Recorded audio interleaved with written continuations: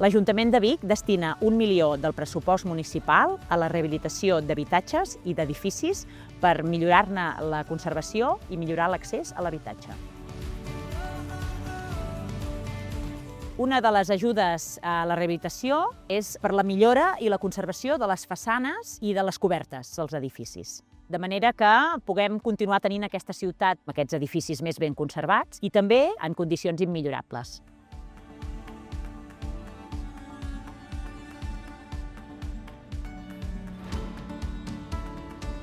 Una de les altres línies és la rehabilitació d'interiors dels pisos, de manera que tots aquells propietaris que tenen pisos buits i que els hi falta aquestes millores per posar-lo a lloguer assequible, amb aquestes ajudes que fa l'Ajuntament, ho puguin fer, puguin rehabilitar i després posar-ho a lloguer assequible per tots els biguetans i les biguetanes que necessitin habitatge.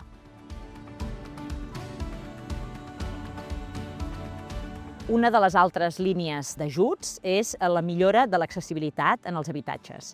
Per sort, cada vegada les persones vivim més anys, però és veritat que si no tenim les cases adaptades, sense barreres arquitectòniques, hem de marxar de casa, hem de marxar dels barris i buscar una alternativa. Llavors l'Ajuntament, amb aquestes ajudes, el que facilita és que aquestes persones, moltes d'elles ja d'edat avançada, puguin continuar vivint a casa amb aquests elevadors que els permeten accedir al seu habitatge amb tota normalitat.